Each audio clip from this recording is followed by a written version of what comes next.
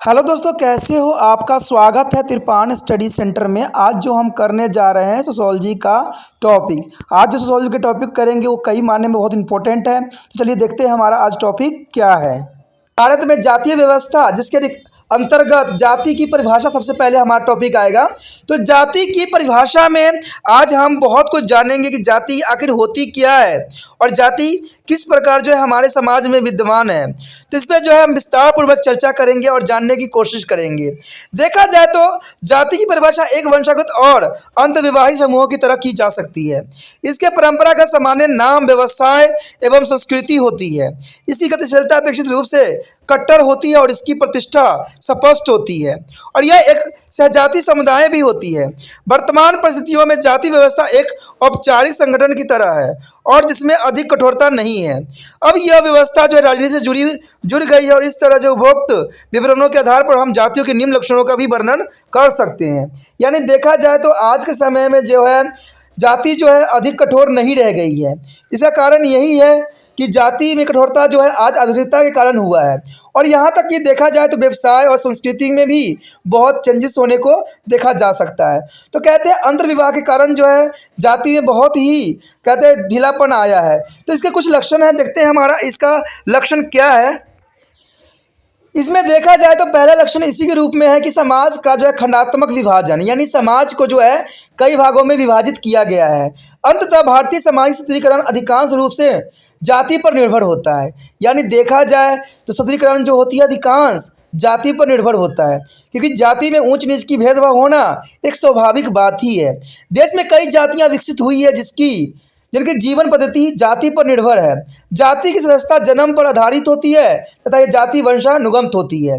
आपको पता ही होता है कि जाति सदैव ही हमें जन्मजात प्राप्त होती है, यानी जिस जाति में आप जन्म लोगे आपको उसी जाति का जो है पूरा सदस्यता जो है अपनाना पड़ेगा। इसलिए कहा जा सकता है कि जाति जो है वंशानुगत होती है और सदस्य जिस जाति में जन्म लेता है उसी जाति के सदस्य होके रह जाता है। कहते हैं उसके पश्चात हमारा अगला पॉइंट जो है अत्यंत महत्वपूर्ण है, सोपन व्यवस्था। कहते हैं जातियां पवित्रता एवं अपवित्रता के आधार पर उच्च और निम्न धंधों पर बनी हुई है। यह व्यवस्था एक पीढ़ी की तरह है जिसमें सबसे ऊंचा जाति को जो है उच्च श्रेणी में रखा जाता है तथा अपवित्र धंधा करने वाले जातियों को निम्न श्रेणी में रखा जाता है। उदाहरण के लिए ब्राह्मण का कार्यक्रम कांड और शिक्षण देना होता है और इस व्यवस्था को सबसे अधिक पवित्र माना जाता है। इसी कारण सोपनीकीय व्यवस्था में इन उच्च स्थान भी प्राप्त है। दूसरी ओर सफाई कर्मी के काम झाड़ू लगाना होता है, इसलिए इन जातियों को सोपन में अपवित्र धंधों की श्रेणी में रखा जाता है। तो सोपन व्यवस्था का अर्थ यही होता है दोस्तों कि आपको जो कार्य मिलता है, यानी जाति को जो कार्य मिलता है वो पवित्रता अपवित्रता के आधार पर उच्च और निम्न जाति में बांटा जाता है। यानी कहा जाए तो जो कहते हैं शिक्षा देने वाला कार्य करता है उसको हम पवित्र जातियों में मानते हैं। अपवित्र जाति उनको मानते हैं जो सफाई कर्मचारी होते हैं, चाहे जो भी कहते हैं थोड़ा नीच कार्य करते हैं, उनके लिए माना जाता है। लेकिन यहाँ पर आज के समय में यहाँ पर कोई पवित्र कार्य और अपवित्र कार्य नहीं है। कहते हैं जो व्यक्ति अच्छे कर्म करते हैं उसको ही अच्छा कर्म कहा जाता है। कहते हैं काम धंधा जो इंसानों के पेट के लिए होता है उसको कभी गलत नहीं कहा जा सकता। कहते हैं जो आप मेहनत से कमा के कर रहे हो वो मेहनत जो समाज मान्यता देता है उस मेहनत को हर व्यक्ति जो है सराहता भी है, चाहे वो किसी प्रकार का भी हो। लेकिन कहते हैं कोई चोरी डकैती ये करे, कहते हैं इसमें भी तो मेहनत होती है, लेकिन ये समाज इसको स्वीकृति कभी नहीं देता, क्योंकि एक कानून भी स्वीकृति नहीं देता, इसलिए ये चीज़ों को जो है कभी भी प्रोटीन नहीं मिलती है। तो सोपन व्यवस्था में यही होती है कि जाति के रिगार्डिंग पवित्रता और अपवित्रता के जो है ऊंच नीच की भेदभाव पाई जाती है। उसके पश्चात हमारे समक्ष है भोजन, खान पान और धूम्रपान पर प्रतिबंध। कहते हैं सामान्यतः जाति आपस में ही एक दूसरे पर खान पान, एक ही पंगत में बैठना या मद्यपान या धूम्रपान स्वीकार नहीं करते हैं। उदाहरण के लिए ब्राह्मण दूसरी जाति से भोजन नहीं लेते हैं। वास्तव में खान पान का सारा मसला बहुत ही जटिल होता है, यानी इसमें कोई दो राय नहीं है। अगर आपने देखा होगा कि हमारे समाज में बहुत से जातियों में कहते हैं साथ में बैठ के जो है खान पान करना, ये कहते हैं स्वीकार तब नहीं करते हैं जब वो धूम्रपान और मदिरापान के रूप में हो, क्योंकि इनको जो है कभी भी सही रूप नहीं दिया जा सकता। उदाहरण के लिए ब्राह्मण दूसरी जाति से जो है भोजन नहीं लेते हैं, ये आपने देखा भी होगा और जाना भी होगा। वास्तव में खान पान का सारा मसला बहुत ही जटिल होती है। उदाहरण के लिए उत्तर प्रदेश में कन्या कुश ब्राह्मणों में कई उप विभाजन भी है।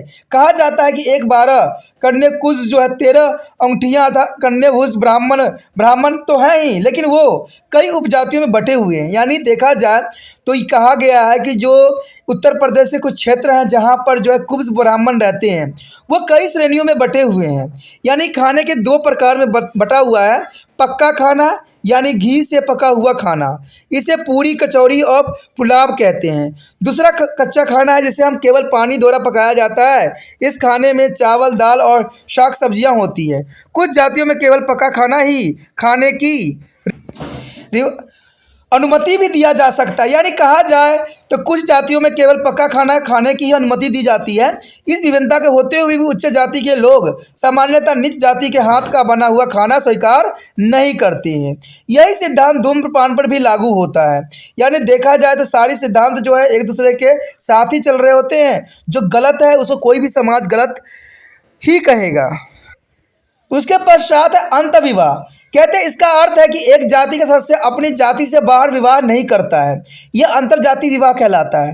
अंतरजातीय विवाह पर प्रतिबंधित है और इस प्रतिबंधित के होते हुए भी पढ़े लिखे लोग और विशेषकर शहरी क्षेत्र के लोग धीरे धीरे अंतरजातीय विवाह करने लग गए हैं। कहते हैं अंतरजातीय विवाह का जो है आज एक प्रचलन सी बन गई है। आज जो लोग अपने जाति में ना करके दूसरे जाति में विवाह करते हैं और ये विशेषकर शहरी क्षेत्र में देखने को आपको मिल सकता है।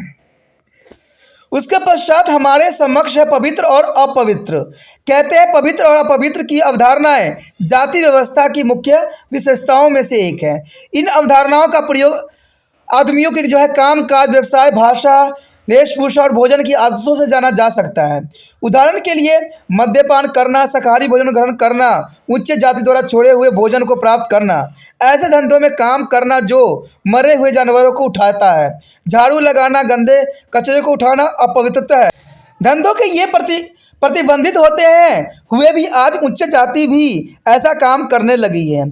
जूते कारखानों में काम करना, ब्यूटी पार्लर में जो है बाल काटने प्रतिबंधित नहीं रहा। यानी कहा जाए तो आज हर जाति के लोग जो है दूसरे जाति के कामों को जो है अपना लिया है। चाहे ब्राह्मण हो, चाहे क्षुद्र हो, चाहे वैश्य हो, आज किसी की जाति वर्ण के रूप में नहीं परिभाषित किया जा रहा है।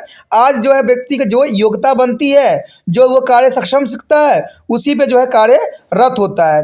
यानी उच्च जाति के लोग भी आज जो है निम्न जाति के कार्य भी कर रहे हैं। कहते हैं जैसा वो शिक्षा प्राप्त करते हैं वैसे ही उनको काम करना पड़ता है। आज आप देखोगे भी कि उच्च जाति के लोग जो है झाड़ू लगा रहे हैं और जो है कचरे को उठा रहे हैं। तो आज उसको पवित्र अपवित्र के रूप में नहीं देखा जा सकता। आज सिर्फ ये देखा जाता है कि आपने कितना शिक्षा प्राप्त किया है और आपके पास कितना गुण है। उसके पश्चात है व्यवसायिक संगठन। व्यवसायिक संगठन के अंतर्गत यही आता है कि सामान्यतः प्रत्येक जाति के कुछ निश्चित धंधे होते हैं और वे इन धंधों को छोड़ नहीं सकते हैं। उदाहरण के लिए ब्राह्मण का काम पुरोहित करना है, पाठन करना है, कलेश राजस्व के आंकड़ों को देखना है।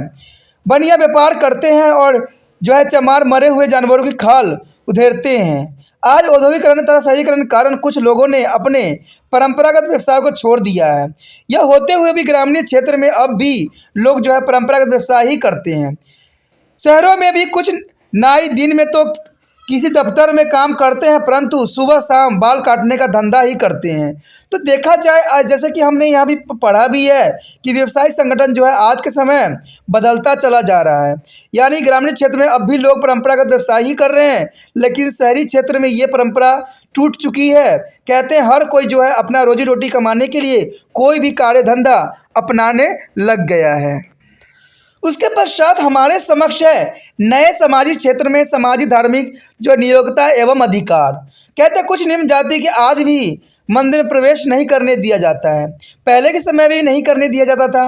वो साहित्यिक भाषा का प्रयोग नहीं कर सकते हैं, उन्हें सोने के आभूषण नहीं पहनाने दिए जाते हैं, छतरी लेकर बाजार में नहीं घूम सकते हैं। ये सब व्यवहार को प्रतिमान आज बदल गए हैं। तो इसमें कोई दो राय नहीं। अगर आपने पुराने फिल्मों में देखा होगा जो नीचे जात के लोग होते हैं उनको जो है मंदिर में प्रवेश नहीं करवाई जाती थी, तो इससे ये साबित होता था कि उसको वो नीचे समझा करते थे। लेकिन आज जो है ये सारी चीज़ें बदल चुकी है। आज ये प्रतिमान बिल्कुल ही बदल गए हैं। आज कोई भी जाति के लोग जो है अपने पूजा पाठ भी करवा सकता है और पाठ पूजा में सम्मिलित भी हो जाता है।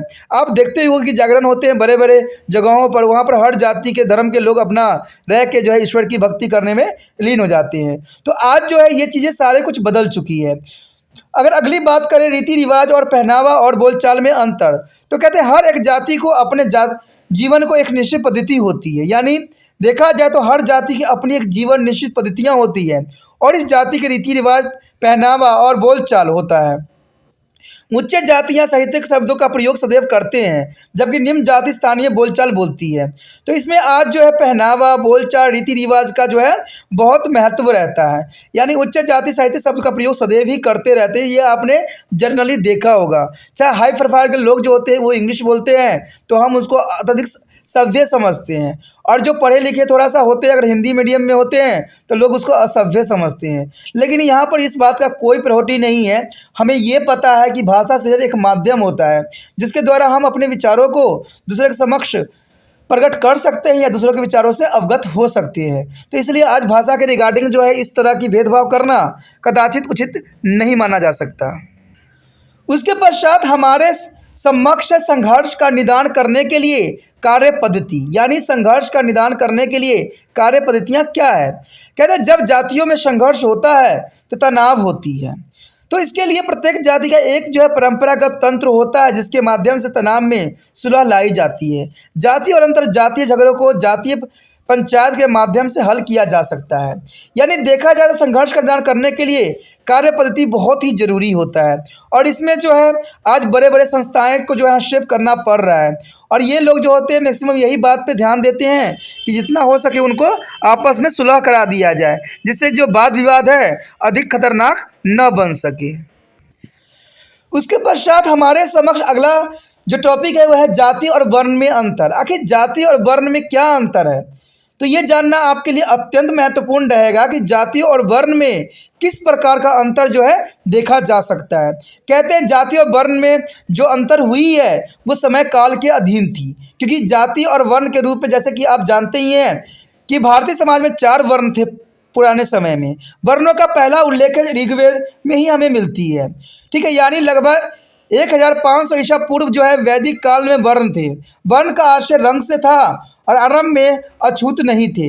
वर्ण व्यवस्था आरंभ में कठोर नहीं थे। वैदिक काल के बाद यानी 1000 ईस्वी पूर्व में शूद्रों का उल्लेख मिलता है, और इस भांति कहा जा सकता है कि 1000 ईस्वी पूर्व में वर्ण व्यवस्था प्रारंभ हुई। यानी उससे पहले वर्ण अवस्था नहीं थी। यानी आपने देखा भी होगा कि उससे पहले वर्ण अवस्था नहीं थी, लेकिन 1000 पूर्व में ये वर्ण अवस्था जो है स्टार्ट हुई। कहते हैं अगर ईसा पूर्व 2री शताब्दी और उसके बाद विभिन्न व्यवसायों के कारण कई औद्योगिक समूह उत्पन्न हुए। देखा जाए तो वर्ण व्यवस्था भारतीय व्यवस्था का केवल पुस्तकीय दृष्टिकोण था, जबकि जातीय व्यवस्था आज व्यवहारिक रूप में देखने को मिल सकता है। आज वर्ण नहीं मिलते हैं, जातियाँ मिलती हैं। वर्ण तो केवल 4 हैं, लेकिन जातियाँ कहते हैं 4000 है। अब देखिए पहले के समय में वर्ण की व्यवस्था जो थी सिर्फ 4 थी, यानी 4 व्यवस्थाओं में ही बटी थी। लेकिन आज देखा जाए तो वर्ण से सबसे अधिक जो है जातियाँ हैं, यानी जातियाँ 4000 है। तो कहा जा सकता है कि भारत के प्रत्येक क्षेत्र में कोई 20 जातियाँ जरूर मिलती होगी। जातियों का सोपन जो है संपूर्ण भारत में मिलती है, यानी ब्राह्मण सबसे ऊपर, फिर क्षत्रियों को रखा गया है, और फिर वैश्य शैव्य को, और उसके बाद अंतिम में क्षुद्र रखा गया है। अगर हम साधारण शब्दों में समझने की कोशिश करते हैं तो आप याद रखना कि जो मुख से बोला हुआ जो स्वर होती है, जो आवाज़ें होती है, यानी मुख को वह ब्राह्मण का रूप दिया गया है, और क्षत्रिय को जो है बाजू का ही रूप दिया गया जिसका कार्य होता है युद्ध करना। वैश्यों का जो कार्य होता है यानी पेट से रिलेटेड होता है, पेट के लिए वो लोग हर तरह के कार्य करते हैं जिसमें किसान उसान सभी आते हैं, ठीक है। और अंतिम रूप जो दिया गया है वो क्षुद्र का दिया गया है। क्षुद्र का अर्थ यही होता है जो कि तीनों ही समाजों की सेवा करते हैं, ठीक है। तो इसको आप जो है पैर के जूते के समान समझ सकते हो, जिसको सदैव ही बाहर रखा जाता है। कहते हैं काम इसी का ही चलता है, लेकिन फिर भी हम इसको क्षुद्र के रूप में परिभाषित करते हैं और सदैव इससे ही घृणा करते हैं। लेकिन ये जो है सभी का जो है रूप रंग संवारते हैं और सभी जातियों का सेवा पानी करते हैं। तो इस तरह जो है इनको 4 वर्णों में विभक्त किया गया है। जाति की यह सोपनी व्यवस्था सारे देश में सामान्य है, लेकिन जो है विभिन्न स्थानों पर यह सोपन बदल भी जा रहा है। आज की बदलती स्थिति कहीं पर ब्राह्मण शीर्ष स्थान पर है तो दूसरे क्षेत्र में कोई अन्य जाति जैसे राजपूत शीर्ष स्थान पर है। ऐसा भी स्थान है जहां दलितों की ऊंचा स्थान मिलता है। आज की परिस्थिति में धर्मनिरपेक्ष लक्षण अर्थात आर्थिक और राजनीतिक शक्ति किसी भी जाति को शीर्ष स्थान दे देती है। कहते हैं वर्ण व्यवस्था में ऐसा नहीं है, इसमें कोई दो राय नहीं है। अगर आप देखोगे तो आज जो है कहीं ब्राह्मण शीर्ष स्थान पे है तो कहीं क्षूद्र शीर्ष स्थान पे है तो कहीं क्षत्रिय जो है शीर्ष स्थान पे है। इसका अर्थ यही हुआ दोस्तों कि आज जो है व्यक्तियों के कर्म यहाँ पर डिपेंड करता है कि आप कितने कर्म कर रहे हो और आप कैसे जो है अपना जीवन यापन करते हो। कहते हैं अगर आप पढ़ के अच्छे मार्क्स नहीं प्राप्त करोगे तो निम्न कोटि में ही आ पाओगे। जैसे आप लोगों को पता है कि आजकल रैंकिंग के ज़माना है, जो सबसे अच्छा अंक प्राप्त करता है वो टॉप पे रहता है और जो बहुत ही गंदा मार्क्स प्राप्त करता है वो नीचे रहता है। तो इस रूप में जो है परिभाषित किया गया है, तो इसमें कोई दो राय नहीं है। ये आपको भी मालूम है कि अगर हम अच्छा पढ़ेंगे, अच्छा समझेंगे, तभी जो है हम एग्ज़ाम में अच्छा से अच्छा कर सकेंगे। इसलिए मैं कहता हूं कि तिरपान स्टडी सेंटर के से अच्छा विकल्प और कहीं नहीं है, क्योंकि यहाँ पर सिलेबस टू सिलेबस चलता है, शब्द थ्रू शब्द पॉइंट बताई जाती है और समझाई जाती है। तो आपको जब सब कुछ यहाँ पर मिल रहा है तो कहीं और जाने की क्या ज़रूरत है। कहते हैं हमें जितना हमारा सिलेबस है, जितना हमारा टॉपिक है, अगर हम उतना ही समझ लेते हैं तो एग्ज़ाम में हमें शीर्ष पे पहुँचने पे कोई नहीं रोक सकता। अगर आप अपना टॉपिक को ही भूल के जो है बड़े बड़े सिलेबस देखने लग जाओगे तो शायद आप उस चीज़ को प्राप्त नहीं कर पाओगे जिसकी आपकी आवश्यकता थी। कहते हैं धार्मिक आधार पर जो है उच्च स्थान वर्णों में होती थी, यानी देखा जाए तो धार्मिक आधार पर जो है उच्च वर्ण वर्णों में सदैव होती थी, जबकि अछूते का वर्ण व्यवस्था में अनिवार्य रूप से भिन्न स्थान हुआ करता था। देश में कहीं भी उच्च जातियां सोपान में ऊपर नहीं समझी जाती है, इसलिए किसी भी वर्ण और जाति के सामान्य नहीं समझना चाहिए। तो इसमें कोई दो राय नहीं है कि अगर देखा जाए तो कहते हैं कि छुआछूत का जो वर्ण व्यवस्था में अनिवार्य रूप से निम्न स्थान प्राप्त होता है और देश में कहीं भी उच्च जातियां सोपान ऊपर नहीं समझी जाती है, इसलिए किसी भी वर्ण और जाति को सामान्य नहीं समझना चाहिए। उसके पश्चात हमारा जो टॉपिक है वो है जाति और वर्ण में अंतर। आखिर जाति और वर्ण में क्या अंतर है, तो अंतर जानना भी हमारे लिए अत्यंत महत्वपूर्ण रहेगा। कहते हैं जाति एक वंशगत समूह है और वर्ण की प्राकृतिक निरपेक्षता की है। कहते हैं वर्ण व्यवस्था में जो है वही विवाह और अंतर विवाह होते हैं। इसमें गतिशीलता ऊपर की ओर होती है या नीचे की ओर, इसमें व्यक्ति जिसमें पैदा हुआ हो कहते हैं उसमें रह सकता है या अनिवार्य रूप से एक सामाजिक और आर्थिक समूह हो सकता है। भारत में सामान्यतः 3 वर्ग पाए जाते हैं, एक उच्च, माध्यम और निम्न वर्ग। यानी आप देखोगे तो भारत में इन्हीं 3 वर्ण से जो है कार्य चलते हैं। प्रत्येक वर्ण 2 भागों में बटा हुआ होता है, एक भाग को उच्च होता है तो दूसरा भाग सदैव निम्न होती है, चाहे उच्च में क्यों न हो। इसी प्रकार जो है उच्च मध्य वर्ग और निम्न मध्य वर्ग भी आता है। इसी तरह उच्च वर्ण और निम्न जो है वर्ग भी आता है और वर्ग और जाति में बहुत ही अंतर है। यह है कि जाति कर्म कांड पर निर्भर होता है, जबकि वर्ग जो होता है धर्मनिरपेक्षता पर निर्भर होती है। कर्म कांड में उच्चता का कारण धार्मिक मिथक है और जो है धर्मनिरपेक्ष वर्णों का आशय आर्थिक, राजनीतिक और सामाजिक से है। वर्ण चेतना पाई जाती है लेकिन जाति चेतना नहीं है। अस्त्र ने साफ शब्दों में बात कहा था कि शहरी क्षेत्र में जातियों को भी अधिक आर्थिक दृष्टि से देखा जाता है। यानी अरसुस जो थे पहले इनको नॉलेज था इस बात की कि शहरी क्षेत्र में जाति भी अधिक आर्थिक दृष्टि से देखा जाएगा। यानी देखा जाए इनका बात जो था स्पष्ट था कि अगर हम शहर में ले तो जाति का जो रूप रंग होगा वो आर्थिक दृष्टिकोण से होगा। जो जितना अमीर होगा वो उतना ही उच्च माना जाएगा और जो उच्च जाति के होते हुए भी अगर वो गरीब है तो निम्न जाति में ही उसकी गणना की जाएगी।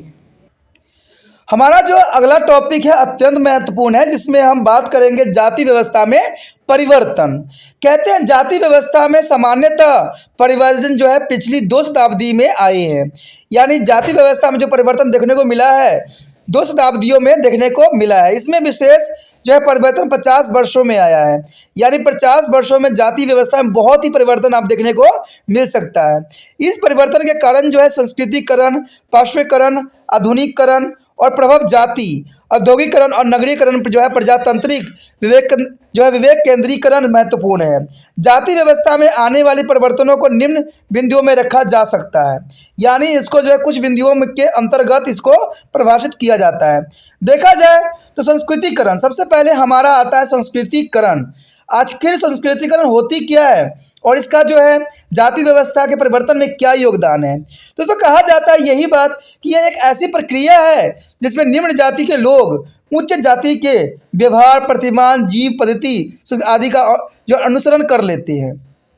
साधारण शब्दों में अगर मैं बताऊं तो संस्कृतिकरण का अर्थ यही होता है कि कोई जो है निम्न जाति का लोग, यानी निम्न लोग होते हैं जिनमें कोई तरह की संस्कृति नहीं होती है, लेकिन वो निम्न जाति के लोग होते हुए भी अगर उच्च लोग जाति के लोग के साथ संपर्क में जाते हैं तो उनकी सारी आदतें, सारी उच्च कोटि की बातें सीख लेते हैं और वो भी उसी समाज में घुल मिल जाते हैं।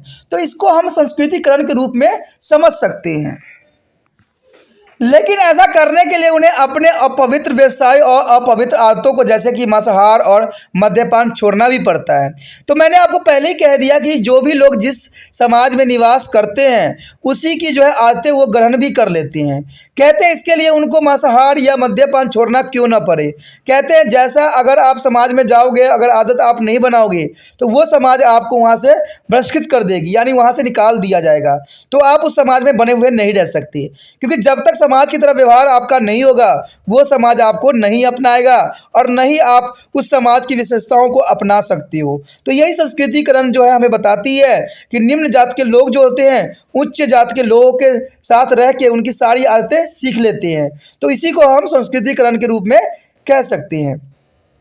पिछले दिनों में अछूतों को इस तरह संस्कृतिकरण सुधार करने का अवसर नहीं था, लेकिन ये बहुत बड़ी बात है कि पिछले समय में अछूतों को इस तरह के संस्कृति सुधार करने का अवसर नहीं था। कोई भी अगर क्षुद्र व्यक्ति अगर उच्च जाति के व्यक्तियों की तरह व्यवहार करता था तो उसको सदैव ही तिरस्कार का भावना सहना पड़ता था और उसको मारा पीटा भी जाता था। केवल मध्यम वर्ग की जाति का ये सुधार कर सकती थी, सिर्फ मध्य वर्ग को ही ये इजाज़त दिया गया था। कहते हैं संस्कृतिकरण के लिए एक जाति की दशाएं होनी चाहिए, यानी जाति में स्वर्ण जाति होने की संभावना हो। कहते हैं इस जाति की आर्थिक अवस्था जो है बढ़िया होना चाहिए, ये भी जरूरी बात थी। और इस जाति के खाते में कुछ ऐसी मिथक होनी भी चाहिए जो उच्च जाति या उच्च स्थान दे सके। इस भांति संस्कृतिकरण व्यक्तियों में सुधार होना बहुत ही महत्वपूर्ण नहीं है, संपूर्ण समूह में सुधार होना भी चाहिए। यानी सिर्फ एक समूह में अगर आप सुधार कर दोगे तो इससे पूरा समाज नहीं सुधर सकता। अगर आपको सुधारना है तो आपको संपूर्ण समूह को सुधारने की आवश्यकता पड़ेगी। संस्कृतिकरण एक लंबी प्रक्रिया है, इसमें परिवर्तन एकाएक नहीं आती है। यानी संस्कृतिकरण दोस्तों ये एक ऐसी लंबी प्रक्रिया है जो एकाएक परिवर्तन नहीं होता है। ये परिवर्तन जो होता है समय के साथ चलता ही रहता है। व्यक्ति का परिवर्तन तो जो है परिस्थितिजनक होती है। कहते हैं आवश्यक यह है कि एक निश्चित जाति का संपूर्ण जाति व्यवस्था में विलय हो जाए। इस भांति इस प्रक्रिया को निम्न जाति देश के जो है विभिन्न भागों में छोटी स्थिति में उच्च स्थिति को प्राप्त कर सकती हैं। कहते हैं आगरा के जटाव अपने आप को जो है 1940 के दशक में ऊंचा बनाना चाहते थे। जाति से वे चमार थे और ब्रिटिश युग में एक समय ऐसा था जब जूते की मांग बढ़ गई थी और इस काल में जो है जटाव आर्थिक दृष्टि से समृद्ध हो गए थे। उनकी स्थिति क्षत्रियों की बराबर हो गई थी। इन जटावों ने एक मिथक प्रसारित किया रामायण काल में, जिसे स्वामी जो है आत्माराम ने लिखा था कि जटाव नेत्रा युग में क्षत्रिय थे। जब परशुराम क्षत्रियों का संहार कर रहे थे तब जटाव जंगल में छिप गए और अपने आप को बचाने के लिए वो जानवर की खाल के साथ काम करने लगे। जब उनकी आर्थिक स्थिति अच्छी हो गई तब उन्होंने खाल के धंधे को अपना लिया। अब क्योंकि जटाव पैसे वाले हो गए हैं वो अपने आप को क्षत्रिय भी कहते हैं। कहते हैं यूँ हुआ कि जटाव वास्तव में क्षत्रिय थे और परशुराम के क्षत्रिय संहार से बचने के लिए चमार हो गए, यानी वो चमड़ियों को जो है उधरने लग गए। लेकिन चमार के धंधे में उन्हें लाभ था, इसलिए आज वे अपने आप को क्षत्रिय बताते हैं। आगरा के स्थानीय जटाव ने इस स्वीकार नहीं किया। बाद में वो स्थानीय जटाव संगठित हो गए और इन्हें अपने आप को राजनीतिक क्षेत्र में एक वोट बैंक के रूप में स्थापित किया। इस भांति असफल संस्कृतिकरण के जटाव के लिए उच्च गतिविधियों का रास्ता खोल दिया। यानी देखा जाए तो पहले जटाव जो हुआ करते थे वो क्षत्रिय हुआ करते थे, लेकिन एक यहाँ पर द्वंद कथा है कि जब परशुराम क्षत्रियों का संहार कर रहे थे तो सभी के सभी क्षत्रिय जो थे वो जंगलों में चले गए और वहाँ पर क्या हुआ, जानवरों के खाल निकाल के वो अपने आप को बचाने की कोशिश करने लगे। कहते हैं ये जो है जीवों का जो चमड़ी का खाल हुआ करता था ये काफ़ी मानने में उपयोगी था, इसलिए इनका धंधा अच्छा खासा चल गया और इस धंधे में उनको बहुत काफ़ी लाभ होने लगा। तो इन्होंने इसी को ही अपना जो है धंधा अपना लिया और उसी में जो है वो अपना जीवन यापन करने लग गए। तो इस प्रकार जो है वो क्षत्रिय होते हुए भी चमार के कार्य करने लग गए। उसके पश्चात हमारा जो है पश्चिमीकरण। देखिए संस्कृतिकरण में आपने हर पहलू पर आप समझ गए होंगे कि संस्कृतिकरण जो थी वो क्या करती थी, किसी भी निम्न जाति के लोग उच्च जाति के जो रहन सहन अपना लेते हैं उसे संस्कृतिकरण कहते हैं। लेकिन पश्चिमीकरण भी बहुत इंपॉर्टेंट है एग्जाम व्यू से, तो इसको छोड़ना जो है मूर्खता रहेगी। तो पश्चिमीकरण जो अगर आपके सिलेबस में है तो ये आपके लिए बहुत जरूरी रहेगा कि पश्चिमीकरण एक आशय पश्चिमी जीवन पद्धति यानी भाषा, पोशाक और व्यवहार के प्रतिमानों को कहते हैं। यहाँ पर जो लैंग्वेज आपको टफ लग रहा होगा, लेकिन आप साधारण शब्दों में समझना चाहोगे तो सिर्फ इतना ही जान लेना कि जो पश्चिम में यानी जो अमेरिका जो है, जो आप देखे होंगे कि अमेरिका में जो सभ्य अलग टाइप का है, तो वहाँ पर अगर कोई व्यक्ति चला जाता है तो वहाँ का जो है भाषा, रंग, रूप, ठीक है, रूप रंग सारे कुछ अपनाने लग जाता है। तो इसी को जो हम कहते हैं पश्चिमीकरण का प्रभाव, यानी देखा जाए तो जीवन की पद्धति उनके चेंज हो जाती है, रहन सहन, खान पीन, आदतें सब जो है पश्चिमी की तरह हो जाते हैं। तो इसी को हम पश्चिमीकरण कह सकते हैं। यानी उनकी भाषा भी चेंज हो जाता है, उनका पोशाक भी चेंज हो जाता है, इवन कि उनका व्यवहार में भी काफ़ी चेंजेस देखने को मिल सकता है। लेकिन ये कैसे हुआ? क्योंकि वह अमेरिका गए, ऑस्ट्रेलिया गए, वहाँ पर उन्होंने उस सारी सभ्यताओं को देखी जो उनको काफ़ी भा गई और उन्होंने सारी आदतें उन्हीं के जैसे अपना लिया। तो ये पश्चिमीकरण के रूप में परिभाषित किया जा सकता है। क्योंकि आपको परिभाषा करना है तो आप ऐसे भी लिखोगे तो बहुत अच्छा प्रभाव पड़ेगा एग्जामिनर पे। कहते हैं भारत में ब्रिटिश प्रभाव देखने को मिलता है। पश्चिम के निम्न लक्षण है विवेकपूर्ण दृष्टिकोण अथवा जो है वैज्ञानिक जो है लक्ष्यपरक नजरिया होती है। कहते हैं भौतिक प्रगति में जो है रुचि आज के भारत में जो है संचार प्रक्रिया और मास मीडिया में काफ़ी विश्वास, अंग्रेजी माध्यम से शिक्षा और उच्च सामाजिक गतिशीलता। कहते हैं उच्च जातियों ने पहले अपने स्वयं को पश्चिमीकरण किया था, बाद में वो निम्न जाति ने भी पश्चिमीकरण को अपना लिया। तो इसमें कोई दो राय नहीं है, क्योंकि हम ये बात जानते हैं कि हम जिस समाज में रहते हैं उसी समाज की जो है आदतें और उनकी जो है वेशभूषा और पद्धति को हम अपनाने की सदैव कोशिश करते रहते हैं। तो इसी को हम पश्चिमीकरण के रूप में समझ सकते हैं। इस प्रक्रिया ने जाति की जो है कठोरता को बदल दिया और यह जो है लचीला व्यवस्था बन गई। खास करके ऐसा जो है नगरीय क्षेत्र में हुआ, यानी इसमें कोई दो राय नहीं, बहुत इंपॉर्टेंट बात थी। अब जो हमारे समक्ष टॉपिक है आधुनिकीकरण है। दोस्तों आपने समझ ही लिया होगा कि पश्चिमीकरण का मतलब होता है कि जो हम पश्चिम के सभ्यता जो है बहुत आसानी से उनकी सभ्यताओं में घुल मिल जाते हैं, उनकी आदतें व्यवहार को अपना लेते हैं, तो उसी को हम पश्चिमीकरण कहते हैं। अब जो है हमारा आधुनिकीकरण, आधुनिक का मतलब आप समझ ही गए होंगे कि इसमें जो है टेक्नोलॉजी का हद से अधिक उपयोग किया जाएगा। ये ऐसी प्रक्रिया है जिसका भरोसा वैज्ञानिक दृष्टिकोण से है, यानी आधुनिकीकरण में जो है वैज्ञानिक दृष्टिकोण को सबसे ऊपर रखा जाता है और इस प्रक्रिया में जो है विवेकपूर्ण अभिव्यक्तियाँ होती है, उच्च सामाजिक गतिशीलता होती है और संपूर्ण जन समूह का परिवर्तन यहाँ पर देखने को मिलता है। लोगों का स्वतंत्रता में जो है विश्वास होता है और सामान्यता बंधुता भी आती है। इस प्रक्रिया में लोग जो है भागीदारी करते हैं और आधुनिकीकरण में जो है संस्थाएं, संरचनाएं और अभिव्यक्तियां आदि के क्षेत्र में भी सामाजिक संस्कृति और वैश्विक स्तर पर परिवर्तन आता है। कहते हैं शहर में जातियां धीरे धीरे जो है वर्ग बन रही है। हमारे यहाँ मध्यम वर्ग जो है राष्ट्रीय दृष्टिकोण एवं नए उद्देश्यों को लेकर आगे आ रही है। आधुनिकीकरण पश्चिमीकरण की तुलना में अधिक विशाल अवधारणाएं हैं। कोई भी एक जो है संस्कृति पश्चिम मूल्य के लेकर अपने आधुनिक कर सकती है। हमारे देश के लिए भी यह कहा जा सकता है कि परंपराओं को छोड़े बिना भी आधुनिकता हो सकती है। हमारी जाति जो व्यवस्थाओं के कई आधुनिक तौर तरीकों को अपना लिया जाता है। ऐसा करने में हमने लोगों की शिक्षा दीक्षा भी दी है, औपचारिक संगठन बनाया भी है तथा लोगों को ये चेतना भी दी है कि हम आधुनिक हो रहे हैं। यानी देखा जाए तो यहाँ पर सारे शब्दों का जो निचोड़ है, जिसको कंक्लूजन के रूप में देख सकते हो कि आधुनिकीकरण जो है बहुत विस्तृत है। क्योंकि अगर देखा जाए तो अगर आप पश्चिमीकरण देखोगे तो वो बहुत कम विकसित है, लेकिन आधुनिकीकरण बहुत विस्तृत है। और आधुनिकीकरण का अर्थ ही यही होता है कि हम आधुनिक विचारधाराओं के साथ चलते हैं। इसमें जो है वैज्ञानिक दृष्टिकोण का जो है अधिक महत्व दिया जाता है और इसमें हर चीज़ जो है आधुनिकीकरण के रूप में लिया जाता है। यानी देखा जाए तो हमारे जो जीवन का जो है बहुत ही आसान बना देना ही आधुनिकीकरण के कारण ही संभव हो सका है। और इसकी वजह से बहुत सी संस्थाएं, संरचनाएं और नीति जो है आज अस्तित्व में आई है।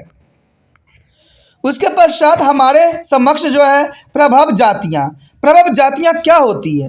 कहते हैं प्रभव जातियाँ जो है 20वीं शताब्दी में जो है प्रभव जाति की अवधारणा ग्रामीण अध्ययनों के परिणाम स्वरूप हमारे सामने आया था।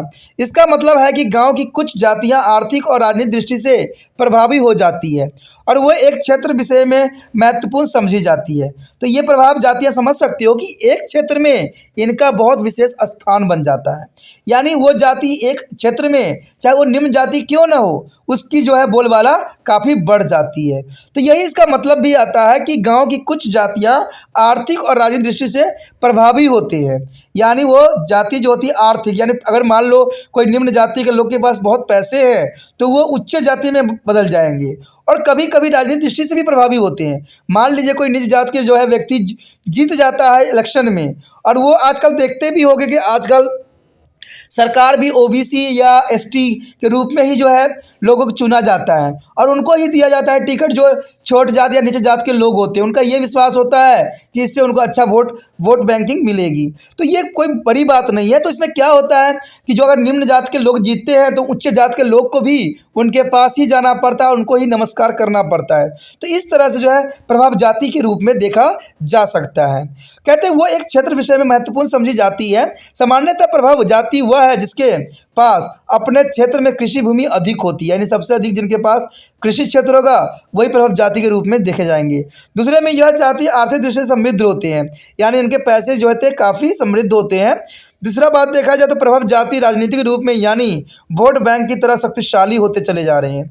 इस जाति की जनसंख्या अधिक होती है। इस जाति का कर्मकांड के उच्च स्थान भी प्राप्त होता है।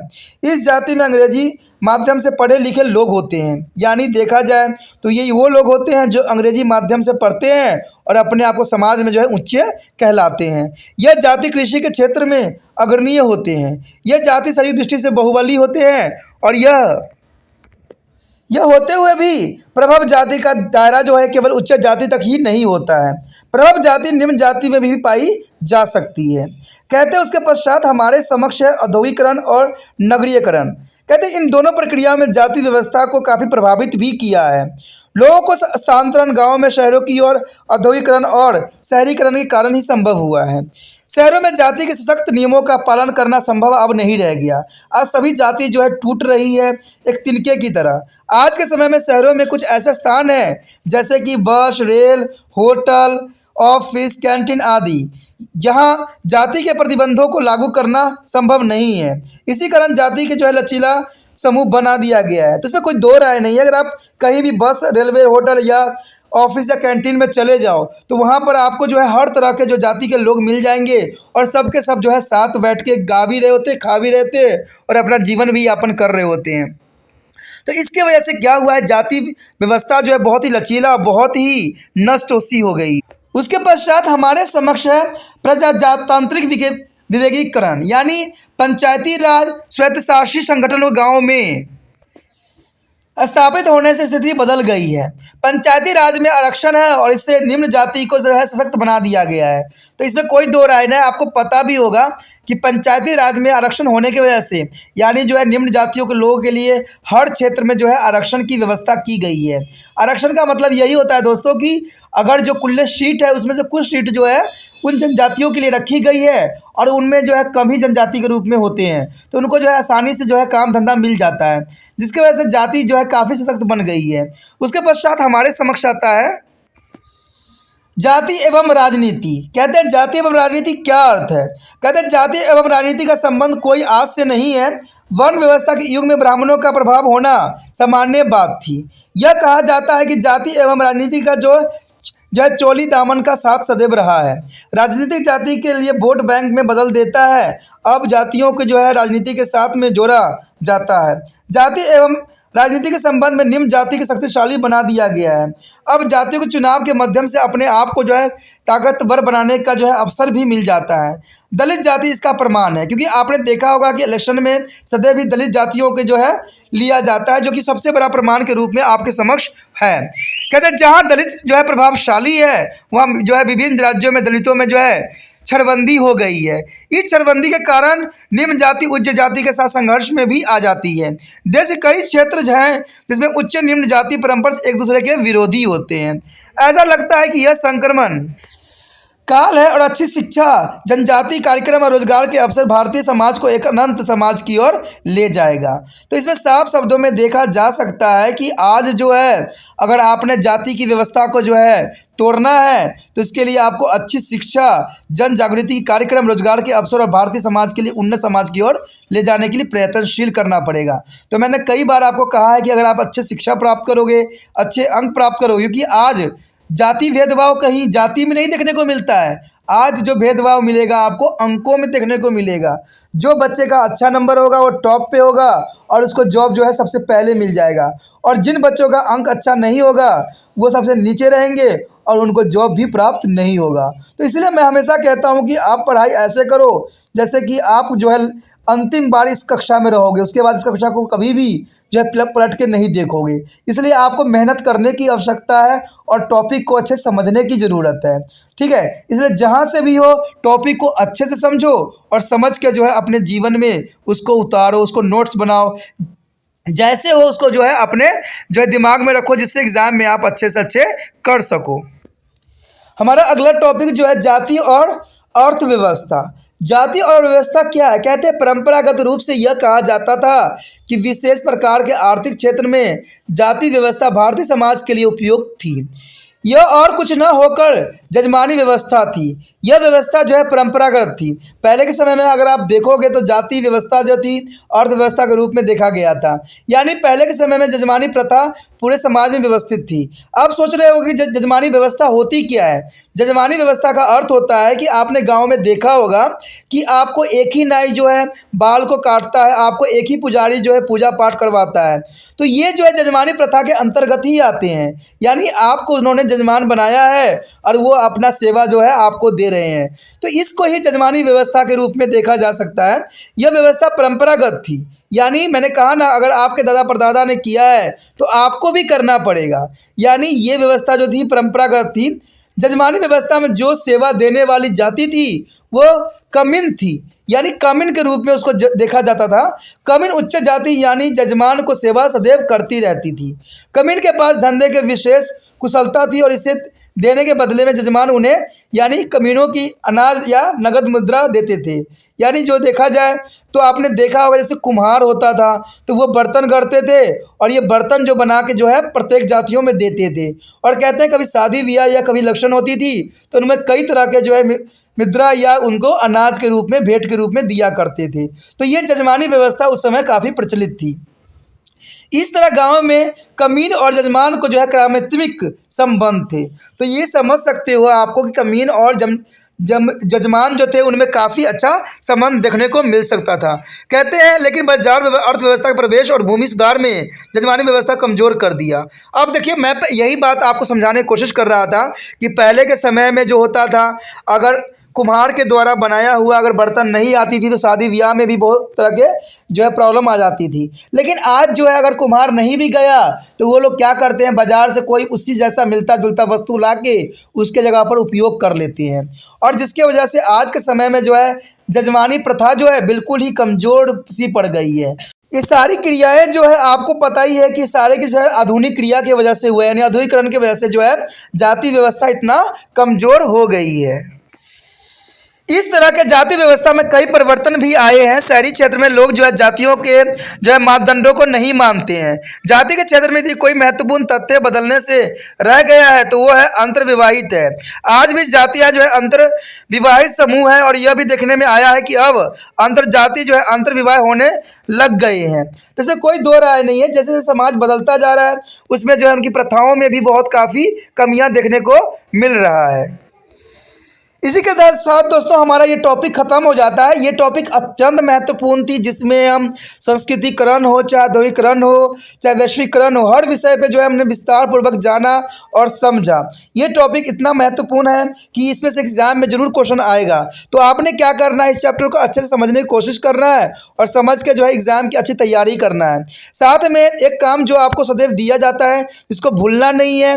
जितना हो सके दूसरे बच्चों तक भी इस वीडियो को पहुँचाने में आप जो है अपना महत्वपूर्ण योगदान दे सकते हो। ठीक है, इससे जो होगा आपको आपके लिए तिरपान स्टडी सेंटर जो होगा अच्छा से अच्छा वीडियो बनाने की कोशिश करेगा और आपको समय समय पर जो है आपके ही रिलेटेड बहुत से वीडियो प्राप्त होते रहेंगे। ठीक है, अगर अच्छा लगा तो लाइक शेयर सब्सक्राइब जरूर करके रखिए। साथ में अगर आपने पहली बार वीडियो देख रहे हो तो सब्सक्राइब नहीं करोगे तो अगला वीडियो का नोटिफिकेशन भी नहीं मिलेगा और आप ये सोचते होगे कि दोबारा आप मेरे चैनल पे आ जाओगे तो शायद संभव भी नहीं होगा, क्योंकि आप जब भी तिरपान स्टडी सेंटर लिखोगे वो त्रिपुरा कर देगा और आपको इस चैनल से जो है अब नहीं दिख पाएगा। तो इसलिए सोचना नहीं है, विचार नहीं करना है, जितना हो सके सब्सक्राइब करके चैनल को जो है अपने मोबाइल में सेव कर लेना।